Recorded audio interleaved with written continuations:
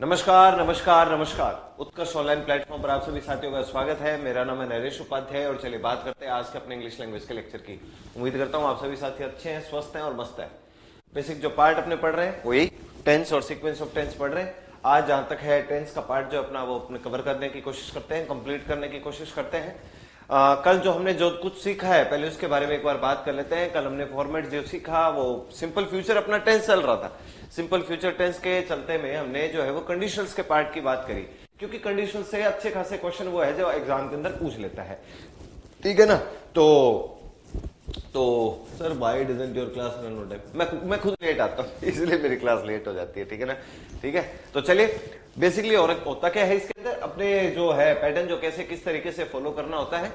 Simple future का अपने basically pattern पढ़ रहे होते हैं और फिर सिंपल फ्यूचर के बाद सिंपल फ्यूचर में कई सारे फॉर्मेट आए थे, ध्यान रखिएगा। सिंपल फ्यूचर हो, उसके बाद व्हेन कनेक्टिव अगले क्लोज में सिंपल प्रेजेंट है, ठीक है ना। व्हेन के बाद आप सिंपल प्रेजेंट लगा सकते हो। व्हेन के बाद हो गया आपका है वो फॉर्मेट सारा एक साथ ही बोल देता हूं। व्हेन है, बिफोर है, आफ्टर है, अंटिल है, इन केस है, ठीक है ना, प्रोवाइडेड दैट है, इफ है। इनके बाद अपने क्या है जो सिंपल प्रेजेंट का प्रयोग कर सकते हैं, लेकिन कब कैसे किस स्थिति के अंदर अपने प्रयोग में ला सकते हैं अगर दूसरे क्लोज के अंदर जो है वो फ्यूचर का कोई पैटर्न दे रखा हो। अपने कंडीशंस पढ़ रहे हैं, एक बार फिर से आपको याद दिलाता हूं। इफ कंडीशंस का पहला पार्ट जो हमने कल पढ़ा था वो था कि अगर, जिसको कहते तो क्या, ओपन कंडीशन या प्रोबेबल कंडीशन या फिर फैक्चुअल कंडीशन। नाम के अगर याद नहीं रहे कोई बात नहीं, साइड में रखो इसको एक बार। आप तो काम याद करिए इसका। होगा क्या इसके अंदर, आपको इफ के बाद सिंपल प्रेजेंट दे रखा होगा। इफ के बाद अगर सिंपल प्रेजेंट हो तो अगले क्लोज में जो है, अगले क्लोज में या तो हम सिंपल फ्यूचर कर सकते हैं या सिंपल प्रेजेंट कर सकते हैं। सिंपल फ्यूचर कब करना है, कोई सामान्य सेंटेंस हो तब सिंपल फ्यूचर को अपने वरीयता पर रखें, और अगर कोई फैक्चुअल टाइप का सेंटेंस हो तो सिंपल प्रेजेंट का भी उसमें जो है वो प्रयोग करा जा सकता है। तो सभी साथियों को सर पता कैसे चलेगा, अभिषेक जी कल भी मैंने जैसे बताया था, आज फिर एक बार सभी साथियों को बता देता हूं। इफ के बाद तो सिंपल प्रेजेंट मान लो दिया हुआ है तो देगा, अगले क्लोज में रिक्तिस्थान छोड़ेगा कि बेटे बताओ यहां पे क्या लगेगा, ठीक है। या फिर अगर इफ के बाद रिक्तिस्थान छोड़ता है तो दूसरा क्लोज कंप्लीट करके देगा। एक ना एक क्लोज कंप्लीट करके देना है उसको। क्लोज का मतलब हिस्सा, भाग, CLAUSE। क्लोज का मतलब हिस्सा हो गया, भाग। एक कंप्लीट करके देगा, इसलिए तो दिमाग ही मत लगाओ, ठीक है ना। कौन सा सीक्वेंस लगेगा, सीक्वेंस कौन सा लगेगा, इसमें भी अगर आप ध्यान से देखो तो सीक्वेंस का मतलब क्या है, क्रम। एक क्रम तो कंप्लीट करके देगा ना, फिर तो आप समझे क्या हो। आप यूं सोचो सीक्वेंस में क्या होता है, एक क्लोज कंप्लीट करके देता है। उदाहरण के तौर पर व्हेन के बाद अगर सिंपल पास्ट लिख कर दे रहा है तो अगले व्हेन के बाद सिंपल पास्ट तो दे रहा है ना, मैंने क्या बोला, व्हेन के बाद अगर सिंपल पास्ट दे रहा है तो अगले क्लोज में या तो सिंपल पास्ट या पास्ट कंटिन्यूअस। काम पहले से चलता है तो पास्ट कंटिन्यूअस, उसके बाद शुरू है, फर्स्ट क्लोज के बाद शुरू है तो सिंपल पास्ट। तो फिर कैसे आइडिया लगाओगे, कैसे, एक क्लोज कंप्लीट करके देना है। याद करो, past perfect plus before plus simple past. अब कोई कहते सर हमें क्या पता चलेगा, अरे भाई पास्ट परफेक्ट दे रहा है, बिफोर कनेक्टिव दे रहा है, कंजक्शन दे रहा है, अगले क्लोज में पूछ रहा है, तो जैसे मेरा ध्यान गया कि बिफोर भी है उस तरफ पास्ट परफेक्ट है, सिंपल पास्ट लगा रहा हूं। ये फॉर्मेट अपने को दिमाग में रख लेना है। फिर कंडीशंस का हमने कल दूसरा पार्ट पढ़ा। कंडीशंस के दूसरे पार्ट के अंदर अपनों ने क्या पढ़ा था, इफ के बाद अगर सिंपल पास्ट हो, इफ के बाद सिंपल पास्ट हो, फिर बोल दूं सिंपल पास्ट दे रखा होगा। इफ के बाद अगर सिंपल पास्ट दे रखा है तो अगले क्लोज में आप वुड या शुड या कुड या माइट और उसके बाद आपकी फर्स्ट फॉर्म लगाइए। शातिर आदमी, जैसा कि हमने कल पढ़ा भी था। सपोज फॉर्म याद है आपको, भूलना मत उसको, मैं आज उसके ऊपर कुछ थोड़ी बहुत और बात करने वाला हूं। इफ के बाद रिक्तिस्थान दिया हुआ है भाई साहब, इस बार क्या इफ के बाद सिंपल पास्ट दिया ही नहीं, इफ के बाद रिक्तिस्थान दे रखा है। अगले क्लोज में, अगले हिस्से में वुड या शुड या कुड या माइट दिया हुआ है और उसके बाद वर्ब की फर्स्ट फॉर्म दे रखी है, क्योंकि ये सारे मॉडल हैं, वर्ब की फर्स्ट फॉर्म आमतौर पर इनके साथ प्रयोग में लाई जाती है।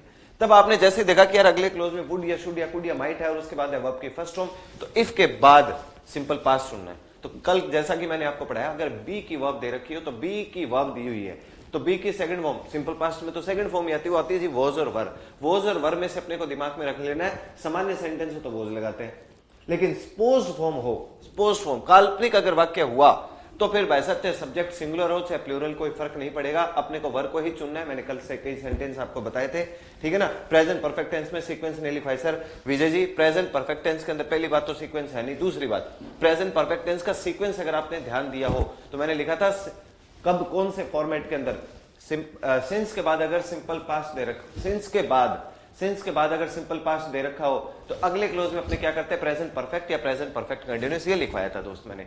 सिंस के बाद अगर सिंपल पास्ट हो, ठीक है ना, ये मैंने प्रेजेंट परफेक्ट के अंदर लिखवाया हुआ, आप जाकर एक बार चेक करिए, रेगुलर क्लास लिया करें, पता चलेगा, ठीक है ना। वो देखते हैं अभी क्या फॉर्म, WH फैमिली के रूल्स रहते हैं सर, ठीक है ना। तो करेक्ट है, यानी WH फैमिली वर्ड होगा, विल होगा, सब्जेक्ट होगा, बी होगा, वर्ब की first form of the verb होगा, ING होगा, ठीक है ना, नहीं होगा दोस्त ये, ठीक है ना, बी अगर हाँ सब्जेक्ट के बाद विल के बाद सब्जेक्ट है, फिर आप बी लगा रहे हो, फिर वर्ब की first form of the verb plus ING। इतना लंबा क्यों लिख रहे हो मेरे भाई, क्या नाम आपका? Always topper PK। आपने नाम भी अपना पूरा लंबा चौड़ा लिखा हुआ है मेरे भाई। एक बात ध्यान से सुन, ये जो इतनी लंबी चौड़ी लाइन आपने लिखी है इसको मैं शॉर्ट एंड स्वीट में लिखता हूं। WH वर्ड प्लस विल या शैल जो भी लगाना चाहते हो, उसके बाद subject plus B plus V fourth, verb की फर्स्ट फॉर्म प्लस ING। इतना लंबा चौड़ा नाम क्यों लिख रहे हो? कौन पूछ रहा है आपसे? सीधा पैटर्न यही है ना, ऐसे याद रखा करो इतने लंबे। और रिमेनिंग सेंटेंस अच्छा बहुत लिखा है आपने, बेहतर तो बहुत ही लिखा है, शानदार लिखा है, लेकिन स्टूडेंट हो, जब तक सीखने का टाइम है तब तक सीखने पर अटेंशन दादाजी। क्या पढ़ना है ये आजकल इंपॉर्टेंट नहीं रहा, क्या नहीं पढ़ना है वो ज्यादा इंपॉर्टेंट हो गया सिलेक्शन करवाने के लिए, ठीक है ना। तो चलिए पढ़ते हैं। डिटरमिनर पहले पढ़े, टेंस रेगुलर क्लास लीजिए। अब तो कोई बात नहीं, डिटरमिनर अगर आपने नहीं क्लास लिए, लेट जुड़े हो तो पहले टेंस पढ़ लो, पर पहले पहली दूसरी क्लास जरूर देखिएगा सभी साथियों से। इसमें आर वर्ब ही है क्या सर? आर वर्ब भी होती है, हेल्पिंग वर्ब होती है। अब इसमें का तो मैं क्या बता सकता हूं ना दोस्त, तो सर अगर ऑप्शन बी दिया हो तो ही वर्ब का यूज करना। हाँ काल्पनिक सेंटेंस हो दीपक जी, अगर काल्पनिक सेंटेंस हो तो ही वर्ब का प्रयोग करना है, फिर चाहे सब्जेक्ट एकवचन हो बहुवचन हो कैसे भी हो, ठीक है ना। तो सर टेंस का पूरा होगा, मैं टेंशन दे रहा कि टेंस के प्रश्न कितने प्रश्न आएंगे, कितने तो चिंता मत करो, आपको कम से कम एग्जाम में शायद जहां तक मुझे लगता है 3 से 4 देखने को मिलेंगे, और हमारा टॉपिक कंप्लीट हो जाए उसके बाद अपने क्वेश्चंस करते हैं कुछ ठीक है। Why are you doing, sir ये सेंटेंस सही है क्या? इसमें आर वर्ब है ना, और डूइंग वर्ब ना, इसमें आर हेल्पिंग वर्ब है, डूइंग वर्ब की फोर्थ फॉर्म है। कमाल कर रहे हो भागीरथ जी, है ना। इसे मार के बाद वर्ब की फोर्थ फॉर्म आ रही है, तो वो तो फिर इसे मार जो है हेल्पिंग वर्ब का काम कर गया, और डूइंग है जो मेन वर्ब का काम कर गया, अर्थात वी फोर्थ, अर्थात वर्ब की फर्स्ट फॉर्म प्लस ING। ये हो गया भाई, ये होगा भागीरथ जी आपका उत्तर। चलो अब मैं तो कंटिन्यू करता हूं भाई, और कल का जो पैटर्न था उसी से आगे बढ़ रहा हूं। कल अपनों ने जो है कंडीशंस का दूसरा पैटर्न पढ़ा था, इसके बाद सिंपल पास्ट होता, अगले क्लोज में वुड या शुड या कुड या माइट, ठीक है ना। उसके बाद वर्ब की फर्स्ट फॉर्म, उसी के अंदर उसी पैटर्न के अंदर एक और नोट आपको लिखवा दो, ताकि आप कल को काल्पनिक सेंटेंस के अंदर ना उलझे। कल हमने जैसे काल्पनिक के बारे में बात करी थी, आज फिर से एक बार काल्पनिक पैटर्न के अंदर कुछ एक और विशेष बात है अपने पास, उसके बारे में बात करते हैं। नोट करिएगा, एक तो होता है जी एज इफ, और एक होता है एज दो। एज इफ और एक होता है अपने पास एज दो। पहले बताया है मैंने एक बार, और नहीं बताया तो आज सुन लीजिएगा, है ना। एज इफ और एज दो, इन दोनों का हिंदी मीनिंग क्या होता है? यद्यपि। इन दोनों का हिंदी मीनिंग क्या होता है जी? यद्यपि होता है। अगर मैंने बताया हो तो मुझे कमेंट्स के अंदर बता दीजिएगा, ठीक है ना। Shall I not going there, नहीं विजय आपका उत्तर जो है वो गलत है दोस्त, है ना। Shall I not going there गलत है आपका प्रश्न। मॉडल लगा रहे हैं यार मेरे भाई, मॉडल के बाद वर्ब की फर्स्ट फॉर्म आती है। तो विजय मैं आपसे आपको सलाह दूंगा, पहले पहला दूसरा लेक्चर जरूर देखना, फिर आना यहाँ पे, ठीक है ना। बताया है ना सर? बिल्कुल। तो अब मैं यहाँ पे आपको काल्पनिक दोबारा से रिमाइंड करवा रहा हूँ। अगर आपको एज इफ और एज दो के बारे में जानकारी तो है ही, तो इसकी जानकारी होने के कारण आपको याद होना चाहिए हमने क्या लिखा था, इसके बाद वर्ब की कौन सी फॉर्म आती है? सेकंड फॉर्म आती है। आपको याद हो तो मैंने इसके अंदर सेंटेंस आपको बताया, कौन सा एग्जाम्पल के थ्रू बता देता हूं, क्योंकि पढ़ा हुआ अपनों ने, इसलिए मैं तुरंत ही कवर कर रहा हूं इसको, काल्पनिक को याद करवाने के लिए। सेंटेंस आपके याद होना चाहिए। शी लुक्स, ये सेंटेंस लिखा था मैंने, she looks pale as if she blank, B की मैंने आपको इसमें वर्ब का ऑप्शन दिया था, शी ब्लैंक डेड, ये सेंटेंस है। She looks pale as if she blank dead. Pale का मतलब बीमार, आमतौर पे क्या किससे जुड़ता है? ये बीमार से जुड़ता है, बीमारी से जुड़ता है, महामारी से जुड़ता है। वो बीमार दिखाई दे रही है, पीली पड़ी हुई दिखाई रही है ना। बीमार, पीला पड़ जाए कोई व्यक्ति, पीला शरीर पड़ जाए किसी का, उससे भी जुड़ता है। कोई बीमार पड़ जाता है, शरीर में पीलापन छा जाता है, उस तरीके से। She looks pale as if she blank dead, वह पीली पड़ी हुई दिखाई देती है, अर्थात वो बीमार दिखाई देती है। As if she blank dead, जैसे कि वो मर गई हो। एज इफ का हिंदी मीनिंग क्या हुआ? एज इफ एज दो, सॉरी मैंने उधर वो लिख दिया क्या, वो बताता हूं। एज इफ, जैसे, इसका अर्थ क्या होता है? जैसे कि, जैसे कि, ये दो का THOUGH कभी अकेला आता है ना, उसका अर्थ जैसे कि होता है, मैंने वो लिख दिया था। तो शी लुक्स पेल, वह पीली पड़ी हुई दिखाई देती है, अर्थात बीमार दिखाई देती है। एज इफ, जैसे कि, एज इफ का अर्थ क्या हुआ? जैसे कि। शी ब्लैंक डेड, वो मर गई हो। मरी क्या हो? नहीं मरी। सेंटेंस किस प्रकार का ये सेंटेंस है हाइपोथेटिकल। सेंटेंस किस प्रकार का हुआ? हाइपोथेटिकल। कल कुछ साथियों को जो है वो ये काल्पनिक वर्ब को समझने में थोड़ी समस्या हुई थी ना। हाइपोथेटिकल सेंटेंस है फिलहाल आपके पास, और हाइपोथेटिकल सेंटेंस में मैंने आपसे कहा था कि अगर बी का पैटर्न दे रखा हो, हाइपोथेटिकल सेंटेंस में बी का पैटर्न दे रखा हो तो अपने किसका प्रयोग करते हैं, वर का प्रयोग करते हैं।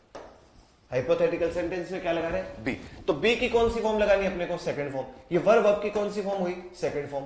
वॉज और वर में से काल्पनिक वर्ब माना ही किसको गया, वर को माना गया। ये मैंने आपको बताया, सभी साथियों ने सही उत्तर दिए, इसमें कोई दो राय नहीं, लेकिन ये पहले अपनों ने पढ़ा हो, याद दिला रहा हूं मैं आपको काल्पनिक सेंटेंस और कहां कहां आए थे। एज इफ, एज दो के अंदर अपने ने काल्पनिक सेंटेंस के बारे में बात करी थी। बी की अगर वर्ब दे रखी हो तो वर्ब की सेकंड फॉर्म, तो यहां क्या उत्तर हो जाना अपना, वर्ब।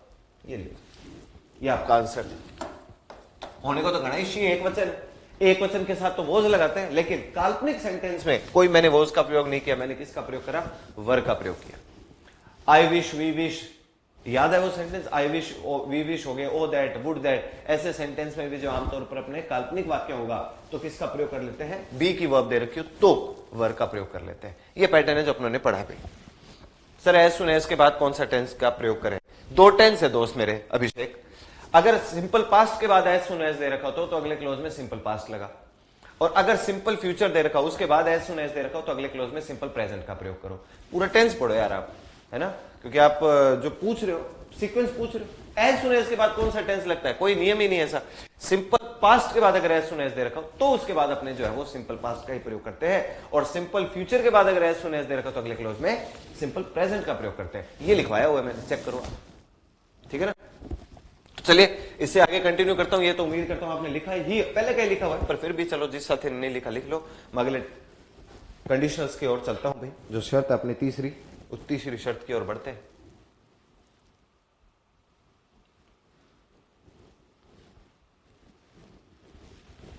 लास्ट की क्लास नोट्स लिखना, पूरे नोट्स के प्लीज, पूरे नोट्स मैं लिखूं यहां पे लास्ट की क्लास के।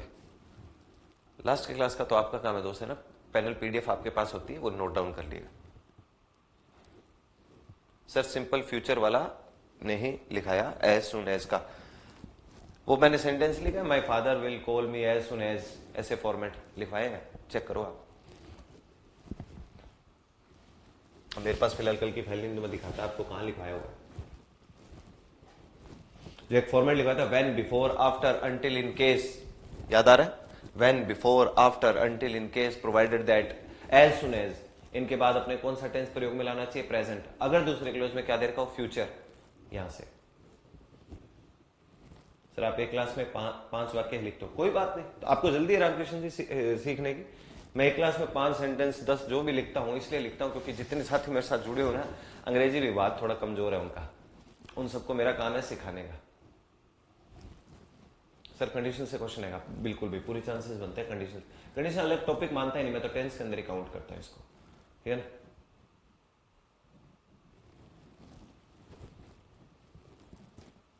सर हम अभी ज्वाइन करे हैं, पीछे का रिवीजन करवाओगे ना, जब अपने क्वेश्चन करेंगे तो क्वेश्चन फॉर्मेट में अब तो रिवीजन करवा पाऊंगा, लेकिन हाँ ये जरूर है आपको पूरे लेक्चर देखने चाहिए।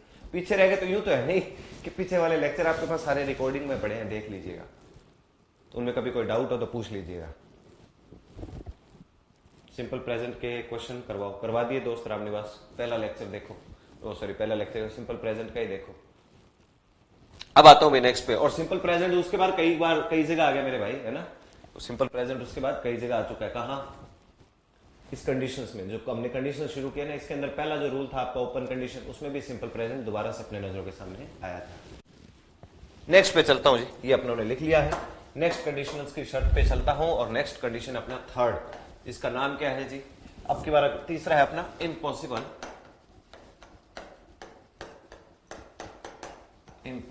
Oblique rejected condition. ये तीसरी शर्त है जी, इम्पॉसिबल ऑब्लिक रिजेक्टेड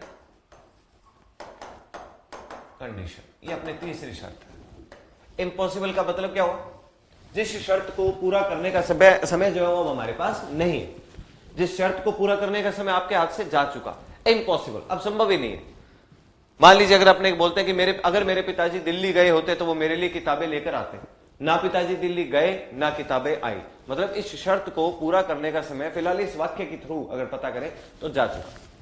3 प्रकार की शर्तें, जिस शर्त को पूरा करने का आपके पास समय हो वो तो होती है ओपन कंडीशन, कि यदि मैं कड़ी मेहनत करता हूं मैं पास हो जाऊंगा। करो मेहनत, हो जाओ पास, समय है आपके पास इस शर्त को पूरा करने का। दूसरा हाइपोथेटिकल जो फॉर्मेट पढ़ा था, इसमें हाइपोथेटिकल ज्यादा जरूरी था। यदि मैं एक पक्षी होता, मैं आसमान में उड़ता, है वो पक्षी? हो सकता है वो पक्षी नहीं है, काल्पनिक सेंटेंस था। कल मैंने इसमें हाइपोथेटिकल में आपको बता दिया था कि अगर इफ का प्रयोग नहीं कर रखा हो तो आपको इन्वर्जन का भी प्रयोग करना है, वो भी दिमाग में रखिएगा। अब आके अपने पास तीसरी शर्त है जी, जिसका नाम था इम्पॉसिबल या रिजेक्टेड कंडीशन। नाम याद नहीं रहे, कोई बात नहीं, आप इसका थोड़ा सा स्ट्रक्चर याद रखिएगा। वो क्या रहेगा जी? इफ के बाद आपको दे रखा होगा पास्ट परफेक्ट। इफ के बाद क्या दे रखा होगा? Past perfect. ये लो जी, फिर से पास्ट परफेक्ट टेंस की जरूरत पड़ चुकी है। इसलिए मैं कह रहा था ना, हर जगह टेंस की जरूरत पड़ेगी आपको कंडीशंस में। पास्ट परफेक्ट फिर से अपनी नजरों के सामने आ गया। इफ के बाद अगर पास्ट परफेक्ट हो, एरो का मतलब अगला क्लोज, अगला हिस्सा। इसमें क्या करना है जी? वुड हो या चाहे शुड या फिर कुड या फिर वो माइट। इसके बाद क्या लग जाना है? हैव। और वर्ब की कौन सी फॉर्म है जी?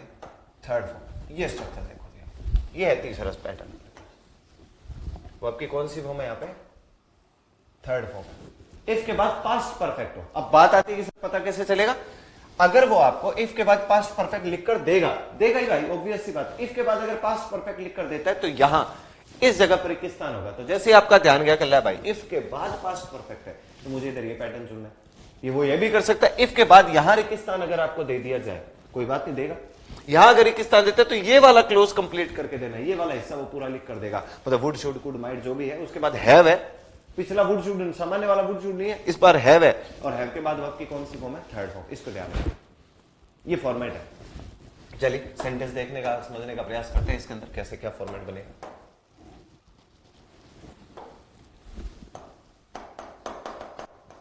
मान लो सेंटेंस हो, if my father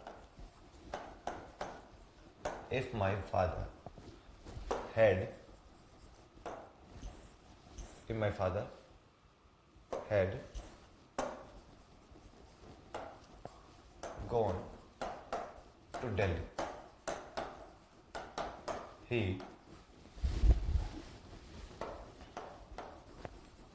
would have blank। आपको वर्ब देता हूं मैं, bring।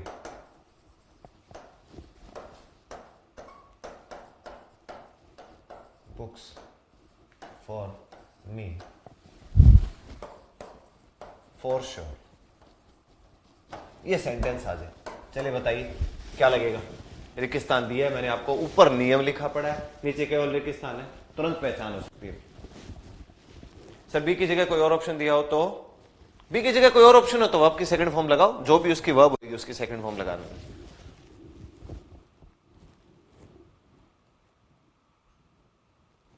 Sir would should could होना चाहिए ना, वही हाइपोथेटिकल सेंटेंस होता है।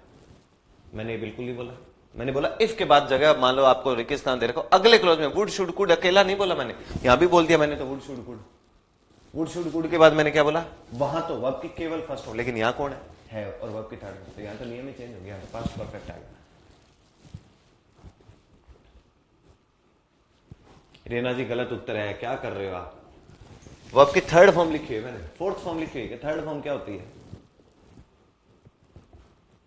ब्रिंग वर्ब की थर्ड फॉर्म आएगी। हाँ तो वो लिखो, ब्रिंग वर्ब की थर्ड फॉर्म आएगी तो मुझे भी पता है, लिखो कौन सी होती है। बहुत सारे साथियों ने लिखा है, गलत लिखा है कईयों ने तो। चलिए जिन जिन साथियों ने सही लिखा है वेरी गुड, जिन्होंने गड़बड़ करी है अब ध्यान रखना, मुझे थर्ड फॉर्म लिखनी है ना, वुड प्लस है और इसके बाद वर्ब की थर्ड फॉर्म वो ये रहती है BROUGHT। ये है वर्ब की कौन सी फॉर्म? Third form. वर्ब की थर्ड फॉर्म ये है भाई। ब्रिंग का मतलब क्या होता है? लाना। ब्रिंग का मतलब होता है लाना। कईयों ने तो बोट लिखा है BOUGHT, कमाल कर रहे हो भाई साहब। अच्छा पहले मैं वाक्य का अनुवाद कर देता हूं, बाद में ब्रिंग, ब्रॉट और बोट इनमें फर्क बता देता हूं। If my father had gone to Delhi, अगर मेरे पिताजी दिल्ली जा चुके होते, he would have brought books for me, वो मेरे लिए किताबें लेकर आते, फॉर श्योर। चलो फॉर श्योर तो वैसे एक अनुवाद है, इसका अर्थ क्या होता है? पक्का। फॉर श्योर का अर्थ क्या होता है? पक्का। अगर मेरे पिताजी दिल्ली जा चुके होते तो वो मेरे लिए किताबें लेकर आते, ना तो पिताजी दिल्ली गए ना किताबें आई, और फोर श्योर का मतलब कहते पक्का पक्का लेके आते। मतलब अब कोई कहते गुरु जी फोर श्योर लिखने की जरूरत कुछ नहीं है, मिटा दो मेरे भले चाहे, वैसे ही वाक्य बनाया अपने। ये हो गया जी। पेपर में क्या करेगा, ऐसे दे दे और आपसे पूछ ले बेटा वर्ब बता, तो आपने जैसे देखा कि यार वुड प्लस हैव है, वुड हैव के बाद वर्ब की कौन सी फॉर्म आएगी, थर्ड फॉर्म। पर इधर और चेक कर लीजिए कि इधर हेड है और उसके बाद वर्ब की थर्ड फॉर्म है। ये रहा इफ, तैयार पड़ा है। By chance would plus have और ब्रॉट मतलब ये वर्ब की थर्ड फॉर्म तो लिख कर दे दे, और यहां पर इस स्थान पर अगर आपको रिक्त स्थान दे दिया जाए इस जगह पर कोई समस्या नहीं है। आपने जैसे देखा वुड प्लस हैव और वर्ब की थर्ड फॉर्म, तुरंत इधर क्या लगा दीजिएगा, पास्ट परफेक्ट लगा दीजिएगा। ऑप्शंस वगैरह दे रखे हो उनमें पास्ट परफेक्ट का ऑप्शन ढूंढ लेना आपने, ठीक है ना। यू आर ए स्टूडेंट लगा देना दोस्त, है ना, कुमार गुर्जर लगा दो, यू आर ए स्टूडेंट, तुम एक स्टूडेंट हो, ए लगेगा, एक का भाव दिया जा रहा है, सामान्य अर्थों में बात करिए, ए आर्टिकल लगा देना। पीछे की क्लास देख रहे हो आप, बहुत सामान्य सेंटेंस है, इसमें तो दिक्कत नहीं आनी चाहिए, ठीक है ना। तो नेक्स्ट पे चलते हैं। अच्छा यहां एक चीज सीख लो, अगर जिन साथियों को इसी में गड़बड़ हो रही है, देखो एक तो होती है B U Y, buy, buy का तो अर्थ क्या होता है, खरीदना, बाई का अर्थ होता है खरीदना। कल को अगर इसकी second form third form B U Y की अगर आपको बनानी हो तो वो होती है B O U G S T, bought, B O U G S T. ये बॉट जो है ये वर्ब की सेकंड फॉर्म भी है और ये वर्ब की थर्ड फॉर्म भी है, बाई की। और एक है ये ब्रिंग, ब्रिंग की, ब्रिंग का अर्थ क्या होता है, लाना। इसकी कभी सेकंड फॉर्म थर्ड फॉर्म की लोड पड़ जाए तो B R O U G S T, brought. ये वर्ब की कौन सी फॉर्म भाई साहब, सेकंड फॉर्म भी है और थर्ड फॉर्म भी है, कोई समस्या नहीं है, ब्रॉट ब्रॉट। ये किसकी फॉर्मेशन होगी, ब्रिंग की, B R O U G S T, B R O U G S T. ये फर्क होता है। तो कई बहुत सारे साथियों ने B O U G S T ही लिखा था इसमें उत्तर, है ना। All the world is a stage, हाँ इसमें ही जाएगा भी दोस्त, फ्रेज था ना भागीरथ, इसमें ही जाएगा, all the world is a stage. ये लिखा भी आप लोगों ने पीछे टेंस वगैरह पढ़ रहे थे। सर आर जो वर्ब आ रही है उस हिसाब से तो प्लूरल होना चाहिए ना, कहां Kumar, all the world is a stage कहां पे, यू आर अ स्टूडेंट। बात किसके बारे में हो रही है मेरे भाई, है ना, प्लूरल क्या होना चाहिए, आर तो आपने लगा ही रखा है प्लूरल भागीरथ, नहीं कुमार प्रभु गुर्जर, क्या आप आर्टिकल पूछ रहे हो उसमें, यू आर अ स्टूडेंट, तो आर तो मेन वर्ब है, यू बहुवचन था, आर लग गया, स्टूडेंट एक वचन है, एक वचन के लिए आप आर्टिकल कौन सा लगा रहे हो, ए या एन या इनकी जरूरत पड़ती है, तो स्टूडेंट को हिंदी में लिखो ऐसा सिलेटिव वाला आएगा, ए लग जाएगा। आर्टिकल के अंदर जो है वो आप वर्ब को कौन सी को चेक कर रहे हो, उसमें आप वर्ब तो उसने सही लगाई हुई थी, यू आर, ठीक है ना। नेक्स्ट पे आ जाइए भाई, ये नोट डाउन कर लिया आपने, बताइएगा फिर मैं आगे बढ़ता हूं। ब्रिंग फर्स्ट है ना सर, बिल्कुल, ये देखो ये रही ब्रिंग लिख दी मैंने, ये ब्रिंग जो है यहाँ पे ये वर्ब की कौन सी फॉर्म होती है, ये फर्स्ट फॉर्म होती है, ब्रिंग वर्ब की फर्स्ट फॉर्म। इधर जैसे ये बाई है, ये बाई वर्ब की फर्स्ट फॉर्म, लिख लिया तो बताना सर। पास्ट में ये यू प्लूरल होता है क्या, चाहे पास्ट हो चाहे प्रेजेंट हो, सब जगह प्लूरल होता है दोस्त।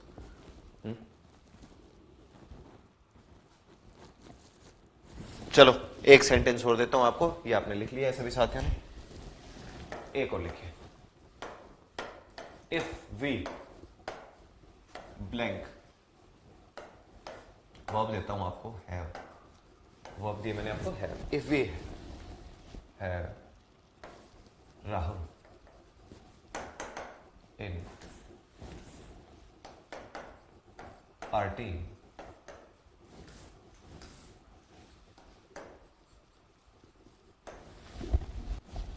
we could have won the match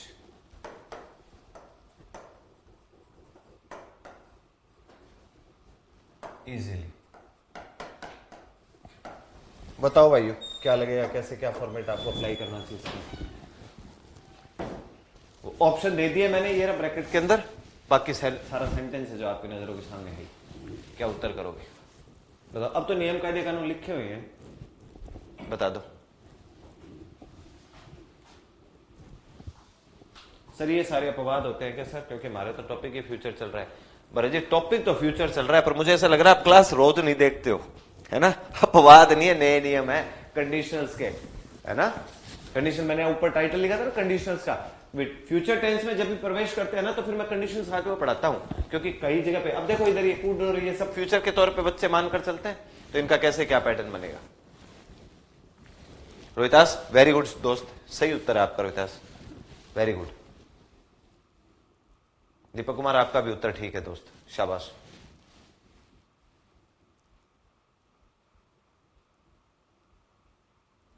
और सब गलत है, जितने साथी जुड़े हैं, तो मैंने जिन दो साथियों का नाम लिया केवल आप दोनों सही है भाई।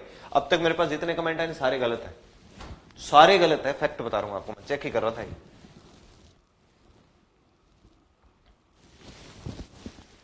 रामाराम रामाराम भारी गलती है एक तो, बाकी तो गलत करे ना, आप गलता कर रहे हो। अभी आपका भी सही उत्तर है दोस्त।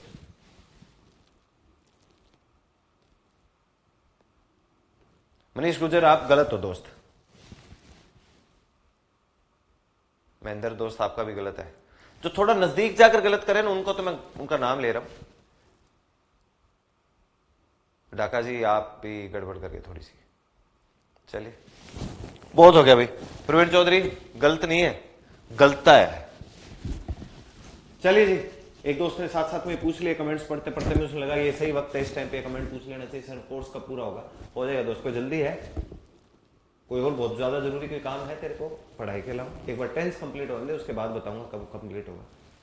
नहीं भाई अहमद दोस्त आपका भी गलत है। चलिए अब बात कर लेते, हो गया काम। रूल क्या है, एक बार रूल को आपको दोबारा नजरों में ला दूं ताकि कोई बहाना नहीं रह जाए आपके पास। रूल ये रहा जी, इफ के बाद पास्ट परफेक्ट लगाना है। अगले क्लोज में क्या होता है? वुड या शुड या कुड या माइट, उसके बाद क्या हो? हैव, और वर्ब की कौन सी फॉर्म हो? Third form. ठीक है, इधर क्या है? पास्ट परफेक्ट है। चलो अब सेंटेंस की ओर। ये कुड लिखा हुआ है, ये हैव लिखा हुआ है, ये हैव वॉन लिखा हुआ है। वॉन वर्ब की कौन सी फॉर्म है? Third form. तो जो बच्चे ये कहते हैं सर पता कैसे चलेगा या पहचान कैसे करेंगे, ले पहचान कर ली थी तो ही गलत हो रहा है। जिन बच्चों को ये डाउट हो कि सर पेपर में पता नहीं चलता कि कौन सा टेंस लगेगा, अब तो पता चल रहा था ना, यहाँ क्या लगाना था? पास्ट परफेक्ट, तो भी नहीं लगा पाए बहुत सारे साथी। जिन्होंने सही उत्तर दिया था वेरी गुड, शाबाश। सर ब्रिंग की फोर्थ फॉर्म क्या है? दिनेश मेरे भाई आईएनजी लगा दे यार, ब्रिंगिंग करते फोर्थ फॉर्म।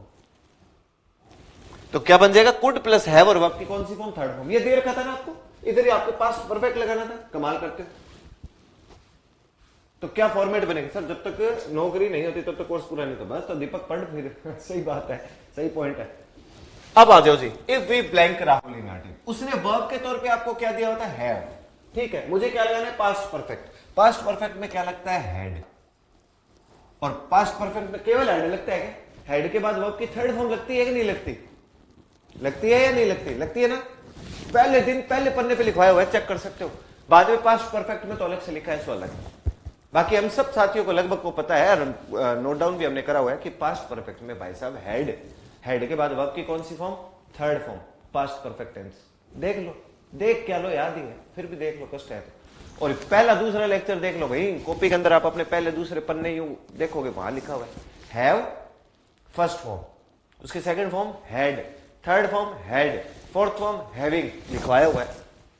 अब मैंने लिखा यहां पे हैड, फिर मैंने देखा कह रहे भाई साहब वर्ब कौन सी दी हुई? हैव, क्योंकि मुझे पास्ट परफेक्ट चुनना है। क्यों चुनना है? क्योंकि इधर कुड प्लस हैव और वर्ब की थर्ड फॉर्म है, मुझे चुनना है पास्ट परफेक्ट यहां पर इस रेगिस्तान में। तो पास्ट परफेक्ट में क्या लगता है? हैड के बाद वर्ब की थर्ड फॉर्म। मैंने हैड तो लगा दिया क्योंकि साइक्रिया। अब मुझे चाहिए वर्ब की थर्ड फॉर्म। वर्ब है कौन सी? वर्ब ये रही। कौन सी जिसमें आपको वर्ब क्या हैव लगा? अब हैव की मुझे थर्ड फॉर्म की आवश्यकता पड़ी। हैव की थर्ड फॉर्म मैंने पहले दिन पहले पन्ने पे लिखवाई हुई है, और वो लिखवाई थी हैड। कौन सी लिखवाई थी? हैड। ये हो गया मेरा उत्तर वैसा। If we had Rahul in our team we could have won the match easily. अगर हमारी टीम में राहुल होता हम मैच को आसानी से जीत सकते थे। ना राहुल उनकी टीम में था, ना वो मैच को आसानी से जीते। ये उत्तर हो गया भाई मेरे। आई बात समझ में? अब बात आती है लगरू जी दो दो ऐड, क्योंकि आमतौर पे दो दो ऐड जचते नहीं है। अरे यार दो दो ऐड तो क्या ही होंगे। ये इस प्रकार के अपने आमतौर पर समस्या में चल जाते हैं, उलझ जाता है आदमी का। अल्लाह दो दो ऐड हो गए यार, ये तो फिर गलत ही होगा, जचता नहीं। वो कहते हैं ना सूट नहीं करता। ही कोई बात नहीं भाई, सूट नहीं करता ना, वही उत्तर हो सकता है। अब दो दो ऐड छपे हुए हैं। पहला हेड तो है आपका हेल्पिंग वर्ब, और हेड अगर सहायक क्रिया हो तो उसके बाद वर्ब की कौन सी फॉर्म आती है? Third form. ये हेड वर्ब की कौन सी फॉर्म है? Third form. ये लो जरा, ये वर्ब की कौन सी फॉर्म है? थर्ड। दो हेड है, एक सहायक क्रिया है, एक वर्ब की थर्ड फॉर्म है। आप सभी साथियों को पता है कि हेड कभी सहायक क्रिया हो, याद है मैंने लिखवाया हो भी कि हैज, हैव और हेड कभी किसी वाक्य के अंदर अगर सहायक क्रिया होंगे तो उनके बाद वर्ब की थर्ड फॉर्म पक्की होगी, है इसमें थर्ड। अब लगाइए हम हेड वर्ब की ये थर्ड फॉर्म, तो दो दो हेड थे, एक सहायक क्रिया है और एक वर्ब की थर्ड फॉर्म, ये होगा। ठीक है ना? अब बढ़ते हैं इसके अंदर। अब इसके अंदर एक नोट लिखो भाई साहब, ये तो चलो आपने सीख लिया। अब एक फॉर्मेट आपको और बताता हूं। यदि, जैसा कि कल भी हमने पता किया था हाइपोथेटिकल सेंटेंस में, यदि ऐसे सेंटेंस में, ऐसे भाई साहब कैसे, यही इम्पॉसिबल और रिजेक्टेड कंडीशन वाले सेंटेंस, यदि ऐसे सेंटेंस में,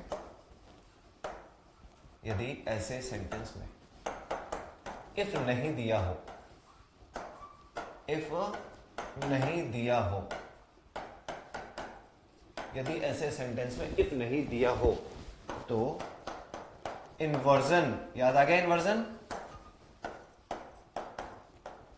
इन्वर्जन अप्लाई कर सकते हैं, इन्वर्जन अप्लाई कर सकते हैं। ये लो जी, यदि ऐसे सेंटेंस में इफ नहीं दिया गया है ना तो आप इन्वर्जन अप्लाई कर सकते हो। ये इन्वर्जन का रूल नंबर आ गया 5। टोटल 5 जगह पर मैंने इन्वर्जन के बारे में बात करी है। याद दिलाता हूं कहां कहां। हेयर और देयर से शुरू होने वाले सेंटेंस में सिंपल प्रेजेंट वाला हिसाब किताब जो था, वहां पहली बार आपके और हमारे सामने इन्वर्जन का पैटर्न आया, पहली बार। फिर अपने बड़े उससे और आगे बढ़े भाई, फिर आया अपने पास सामने दूसरी बार हार्डली स्केयर्सली, जब अपनों ने रूल पढ़ा था, हार्डली स्केयर्सली में शुरू होने वाले सेंटेंस में इन्वर्जन अप्लाई किया था। हार्डली स्केयर्सली से शुरू होने वाले सेंटेंस में वहां पास्ट परफेक्ट टेंस भी था, सिंपल पास्ट टेंस भी था, ठीक है ना, कनेक्टिव के नाम पर व्हेन था। फिर नो सूनर से शुरू होने वाले सेंटेंस के अंदर अपने पास तीसरी बार इन्वर्जन आया, नो सूनर से। नो सूनर में आपने कंजक्शन कौन सा लगाया था? THAN, देन वाला लगाया था, THAN। वो तीसरी जगह थी जहां पे हमने इन्वर्जन के बारे में बात करी थी। फिर चौथी जगह, इससे ठीक पिछला रूल कौन सा? Hypothetical rule. उसके अंदर भी मैंने आपको कहा था कि अगर कभी इफ नहीं दिया गया हो तो इन्वर्जन का प्रयोग कर सकते हैं। वो चौथा नंबर था इन्वर्जन का, और ये आपके पास 5वां नंबर जी इन्वर्जन का। इन्वर्जन के टोटल कितने स्ट्रक्चर आएंगे? जहां तक आपके कंपटीशन के हिसाब से बात करूं, आपके एग्जाम से बात करूं, बस ये 5 याद रख लो, आपका तो बेड़ा पार है। इतने तो जरूर आपको याद रखने। ये 5वां नंबर है जी, इम्पॉसिबल और रिजेक्टेड कंडीशन है जी। अगर ऐसे सेंटेंस में क्या ना दे रखा हो, इफ नहीं दे रखा हो, उदाहरण के तौर पर कल को इफ गायब कर रखा हो और आपको यूं लिख के दे रखा हो, we had Rahul in our team, we could have won the match easily. आपको देखना कि अरे भाई साहब कुड प्लस हैव और वर्ब की थर्ड फॉर्म है, अच्छी बात है। इसके बाद यहां पर पास्ट परफेक्ट है, हैड हेल्पिंग और हैड वर्ब की थर्ड फॉर्म, अच्छी बात है। लेकिन क्या नहीं मिला आपको? इफ नहीं मिला, गणित बिगड़ गई। आप यूं मानकर चलिए यदि ऐसे सेंटेंस में इफ ना हो और इनका इन्वर्जन करना हो तो आप भी साथियों से मेरा निवेदन है, इसी सेंटेंस को, इसी को इन्वर्जन फॉर्म में करके बताइए मुझे। इसी सेंटेंस को इन्वर्जन में लिखकर बता दीजिए कमेंट के अंदर। वेरी गुड भी अनुज जी, आपने सही लिखा। गुरु जी प्रैक्टिस के लिए कौन सी किताब लेकर आऊं? अभी तो एक बार कुछ मतलब एक बार तो पढ़ो दोस्त, है ना।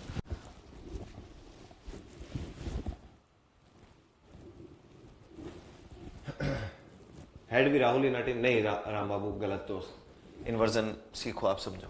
इफ नहीं होगा, अब अपने को इन्वर्जन करना है तो करना क्या है? Putting the verb before the subject. मैं क्या कर रहा हूं? हेड, ये हेड हेल्पिंग वर्ब बाहर ले, उसके बाद सब्जेक्ट रखा मैंने वी। अब मुझे वर्ब की थर्ड फॉर्म भी तो लिखनी पड़ेगी ना, हेड वी हेड। जिस साथी को बात समझ में नहीं आई, पिछला इन्वर्जन का पैटर्न पढ़कर आओ। उसमें क्या किया था कहीं देखेंगे गुरुजी, उसमें तो फिर वर्ब को ही बाहर लेके आए थे आप। उसमें तो केवल किसको बाहर लेके आए थे? वर्ब को। करूं क्या दोस्त? उसमें वर्ब के बाद मेरे पास वर्ब थी तो नहीं। याद है वो sentence, if I were a bird I would fly in the sky. If I were a bird I would fly in the sky. उसमें मैंने क्या करा था? इफ नहीं लिखा, अगर इन्वर्जन करना था तो मैंने फिर क्या किया? वर आई अ बर्ड। तो कोई कहते गुरुजी वहां तो केवल वर्ब को ही बाहर लेके आए थे, तो भाई उसमें वर्ब की थर्ड फॉर्म और वो खेल था ही कहां? वहां तो केवल और केवल मेरे पास ऑप्शन ही किसका था? वर्ब का, तो मैं बोल बाहर लिया। इसमें करना क्या है? हेड, फिर मैंने रखा सब्जेक्ट, अब मैं हेल्पिंग वर्ब रखूंगा। आप चाहें अगर इसको समझना तो थोड़ा हार्डली स्केयर्सली वाले पैटर्न को देख लो। हार्डली स्केयर्सली से शुरू जो सेंटेंस किया था उसमें हमने क्या किया था? हेड बाहर लेकर आए थे क्योंकि पास्ट परफेक्ट लगता है। उसके बाद आपने सब्जेक्ट रखा है, बाद में वर्ब की थर्ड फॉर्म रखी थी। चेक कर सकते हैं, ये सभी ने सही बनाया। अभी had we had Rahul, had we had Rahul in our team,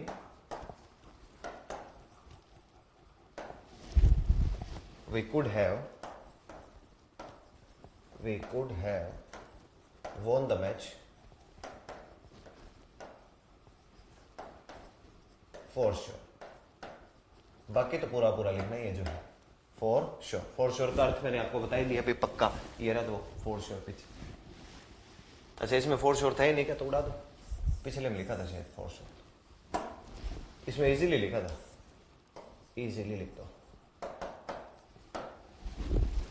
Had we had Rahul in our team, we could have won the match easily. अगर हमारी टीम में राहुल होता तो मैच को आसानी से जीत सकते थे. ये लो इन्वर्जन बना दिया इस बार, कोई समस्या नहीं.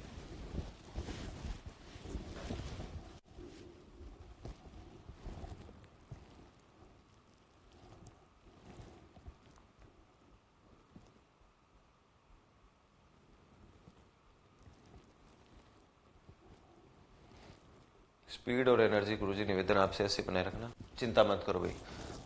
मेरी एनर्जी तो यही रहने वाली है. मुझे तो दिक्कत आप लोगों की है ना. कई जो है बीच में हाथ खड़ा कर देते हैं, पार नहीं पड़ती. आप जुड़े रहो, सीखते रहोगे साथ में, पर लगे रहना है साथ में. मेहनत की आवश्यकता आपको है भाई, मुझसे भी ज्यादा.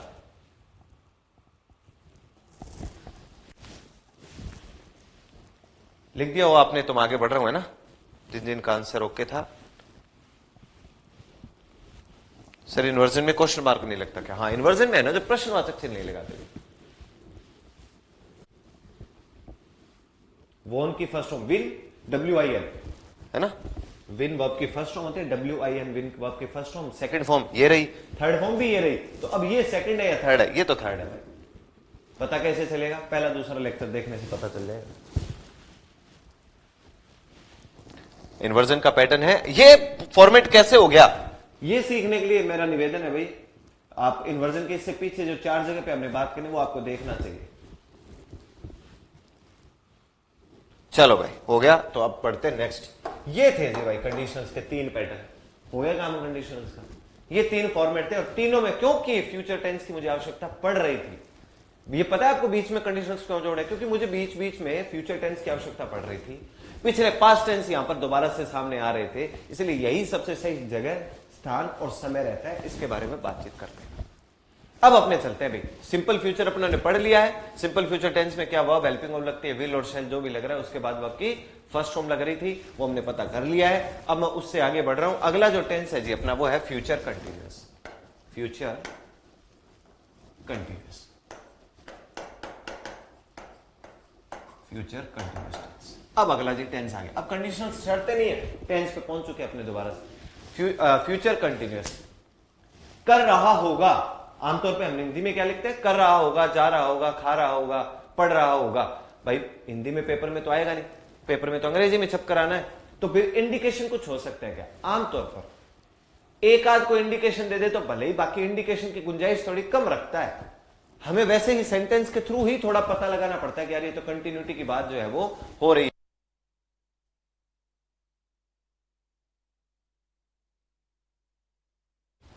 कंटिन्यूटी का बेसिक अपने को जो है वो सेंटेंस के थ्रू ही जो है वो पता लगाना पड़ता है. लेकिन फिर भी एक बार के लिए पहले काम करते हैं. पहले स्ट्रक्चर तो नोट डाउन करें.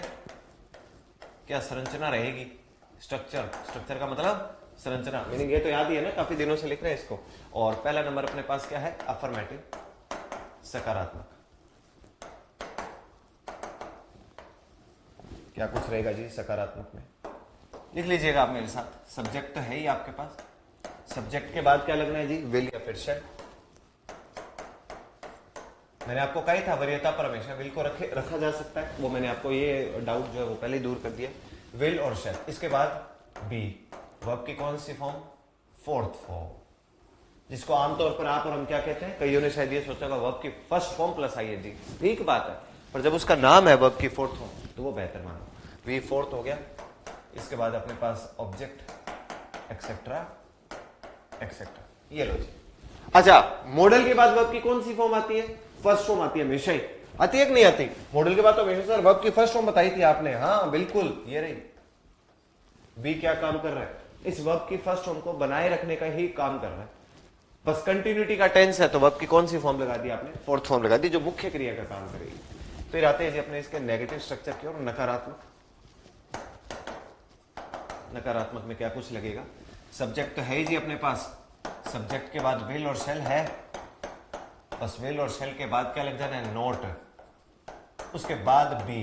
ये गलतियां बहुत करते हैं बच्चे, विल भी नोट करे आते हैं, है ना, थोड़ा ध्यान रखिएगा। वो देख लेता हूं मैं, हाँ ये सही लिखा भी आपने राम विष्णु, बिल्कुल सही लिखा था, विल और शेल, लेकिन नोट प्लस बी आपने लिखा, वेरी गुड।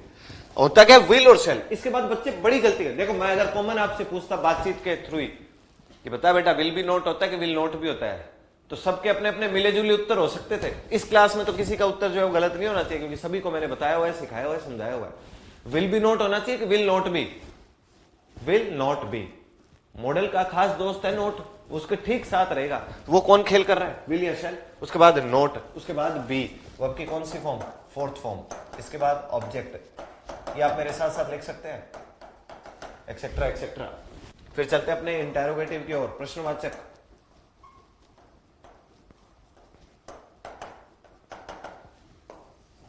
क्या रहेगा इसमें भाई, विल और शेल को बाहर ले आइए,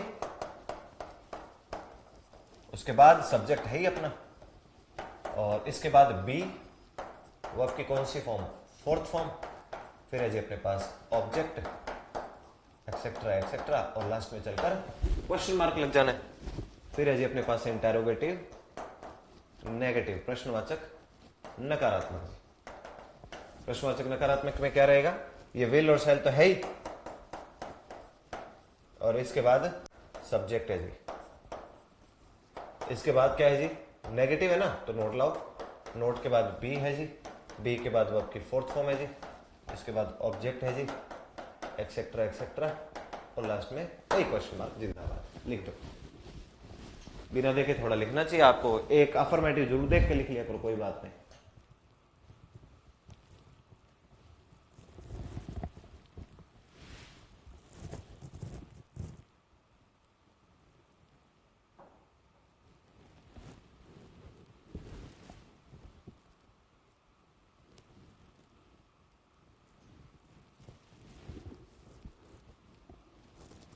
ये प्रश्न बहुत बात साथियों ने पूछा है सर, 4th ग्रेड में RSCIT चाहिए क्या?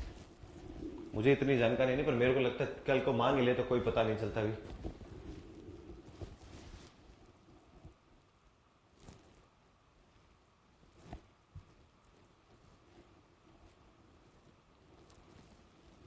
बिल्कुल राइट है भागीरथ जी, आपने लिख दिया तो कोई कमी नहीं है उसके अंदर। बाकी ये जो इतना बढ़िया आपने शायरी से याद करी, इससे बेहतर है ना नियम वियम कुछ याद करो, सेंटेंस के पैटर्न याद करो दोस्त, है ना।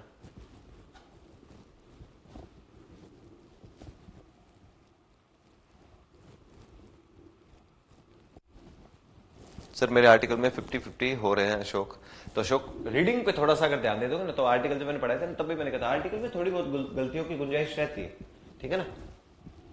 Gone my father had to Delhi would have brought books for me, सही है क्या? नहीं है सही दीपक, इन्वर्जन ऐसे थोड़ी होता है ना, ऐसे करो आप, had my father gone to Delhi, had helping of को बाहर ले आओ, उसमें जिसमें हेल्पिंग ऑफ दे रखा हो ना आपको इन्वर्जन करते वक्त, उसमें हेल्पिंग ऑफ को बाहर लाना होता है, फिर सब्जेक्ट और उसके बाद जो भी संबंधित वर्ब है उसको लिखना होता है।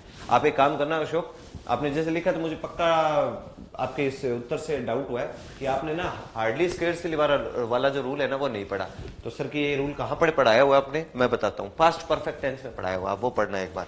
पास्ट परफेक्ट टेंस नजरों में से निकालेगा, मिल जाएगा।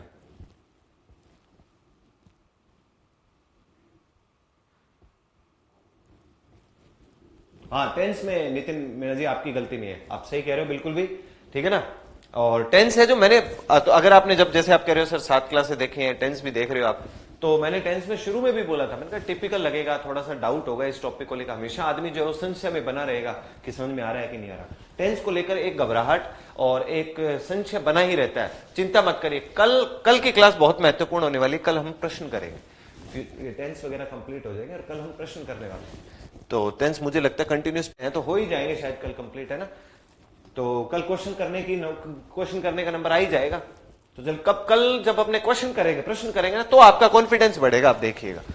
अगर कल बाई चांस क्वेश्चन का नंबर नहीं आ पाए तो जल्दबाजी तो मैं नहीं दिखाऊंगा, फ्यूचर परफेक्ट भी बचा हुआ है, फ्यूचर परफेक्ट कंटिन्यूस भी बचा हुआ है, और फ्यूचर परफेक्ट कंटिन्यूस में तो 1 मिनट लग रहा है मुझे, क्योंकि उसमें ज्यादा स्ट्रक्चर नहीं, केवल जानकारी लेनी होती है स्ट्रक्चर की, बाकी उसमें ज्यादा डिफिकल्ट पैटर्न है ही नहीं। तो अगर कल अपने नजरों के सामने क्वेश्चन आ गए, हमने यहाँ पे क्वेश्चन करे, तो आपका कॉन्फिडेंस सभी साथियों का बढ़ेगा। चलो ये लिख दिया होगा आपने, उम्मीद करता हूं। सेंटेंस देखते हैं।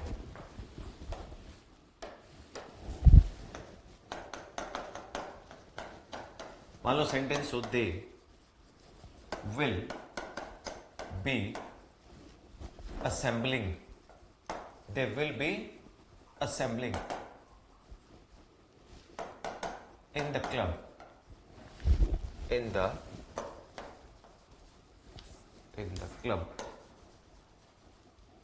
at this time। ये सेंटेंस है, मैंने लिखा विल प्लस बी और वर्ब की कौन सी फॉर्म है जी? फोर्थ फॉर्म है। असेंबलिंग का मतलब क्या होता है? इकट्ठा होना।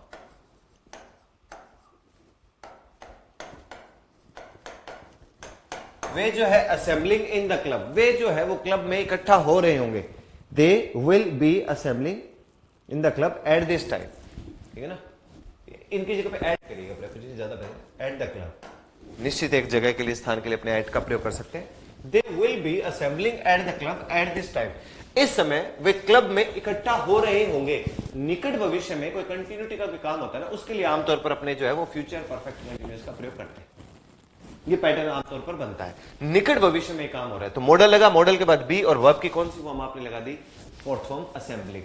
असेंबल का अर्थ क्या होता है? इकट्ठा होना, समूह बनना, इस तरीके से बनता है। बिल्कुल भी एट दिस टाइम टुमारो, ऐसा ही फॉर्मेट बनता है। टुमारो एट दिस टाइम, ये ज्यादा बेहतर फॉर्मेट बनता है। Tomorrow at this time, tomorrow at this time we will be working, we will be working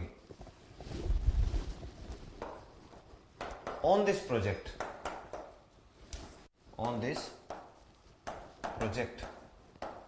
for our better future। Future continuous से इतने टिपिकल प्रश्न बनवाता नहीं है वो, क्योंकि इसके पास ज्यादा गणित होते नहीं उलझाने वाले। इसके अंदर प्रश्न ज्यादा कहां से देने की गुंजाइश है? जहां तक मेरा अनुभव कहता है, या तो सीक्वेंस से उलझाएगा आपको, या कंडीशंस का जो पैटर्न है उसमें कहीं ना कहीं उलझाने की कोशिश करेगा। ये मेरा पर्सनल मानना है।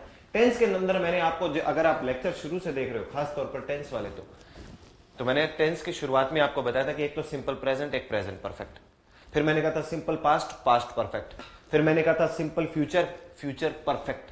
ये टेंस मायने रखते हैं, मतलब इनसे बढ़िया प्रश्न पूछे जाते हैं।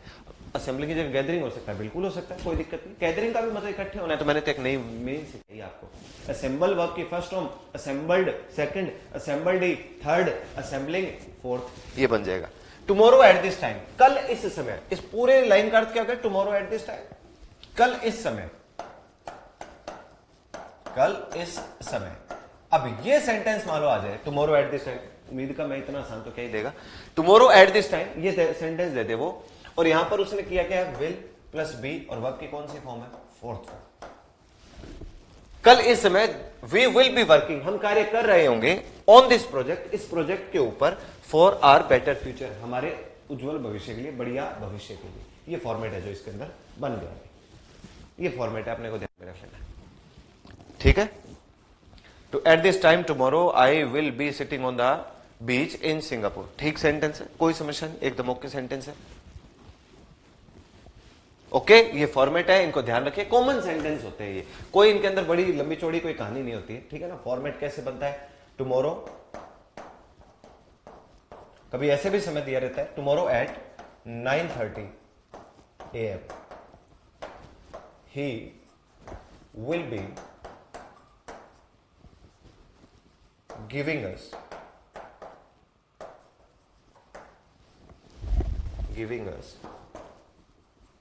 these notes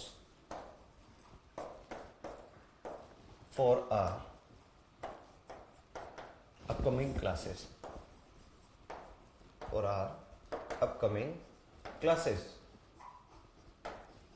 ये सेंटेंस आ जाए, मान लीजिए बेसिक सा सेंटेंस है। टुमारो एट 9:30 AM, कल 9:30 बजे। कल 9:30 बजे he will be giving us, वो हमें दे रहा होगा दीज नोट्स, ये notes for are upcoming classes, हमारे आगे आने वाली क्लासेस के लिए। सेंटेंस ये भी सही है, सेंटेंस ये भी सही है और सेंटेंस ये भी सही, कहीं कोई कष्ट नहीं है, सामान्य सेंटेंस है, बस बेसिक मैंने आपको जानकारी के लिए लिखे है। मेरा जहां तक मानना है फ्यूचर कंटिन्यूस उलझाने की संभावना उसके पास थोड़ी कम रहती है, शायद उलझाना ही पाए वो, पर फिर भी बीइंग अ स्टूडेंट, एक स्टूडेंट होने के नाते आपको इतनी जानकारी इसके बारे में बेसिकली हो जानी चाहिए। सर अगर सब्जेक्ट सिंगुलर हो तो कोई दिक्कत नहीं भाई, यहाँ सब्जेक्ट एक वचन बहुवचन से कोई समस्या नहीं है, एक वचन हो बहुवचन हो कुछ भी हो, यहाँ तो ये विल शैल के प्रयोग चल रहे हैं, ठीक है ना। टेंस कल कंप्लीट हो जाए प्रियंका यादव जी, ठीक है ना, कल कंप्लीट होगा, लेकिन उसके बाद अपने प्रश्न करेंगे, ये इंपॉर्टेंट। सर आफ्टर और बिफोर वाले सेंटेंस फ्यूचर टेंस में भी तो बनते हैं, बिल्कुल बनते हैं नाम, कल बनेंगे, कल फ्यूचर परफेक्ट पढ़ाऊंगा तो कल बनाऊंगा। तो चलिए आज का लेक्चर यहीं तक रखते हैं भाई, फ्यूचर से क्वेश्चन भी कम आते हैं, फ्यूचर परफेक्ट से अच्छे खासे देता है वो, और फिर फ्यूचर से उसने प्रश्न देने हो तो दोस्त फिर वो हनुमान जी फिर वो क्वेश्चन देता है, कंडीशंस वाली फिल्म बनाता है वो, वहां से देते हैं, ठीक है ना। तो चलिए नेक्स्ट सेशन पे मिलेंगे, तब तक के लिए स्वस्थ रहना, मस्त रहना, विल शेल को लेकर हेडेक मत लीजिएगा। मैंने आपको बताया था विल शेल में सबसे प्रायोरिटी पे विल रखा जाता है, आमतौर पर आई और वी के साथ शेल लगाते हैं, बाकियों के साथ विल लगाते हैं, लेकिन मॉडल में इसका उल्टा पढ़ाते हैं, आई और वी के साथ तो विल पढ़ाते हैं, बाकियों के साथ शेल, बात दोनों ओके हैं। टॉप प्रायोरिटी पे किसको रखें, विल को रखें, इसको लेकर ज्यादा दिमाग के अंदर जो है हेडेक लेने की लोड नहीं है। नेक्स्ट सेशन में मिलेंगे, तब तक के लिए स्वस्थ रहिए, मस्त रहिए, धन्यवाद, टेक केयर, बाय बाय, जय हिंद।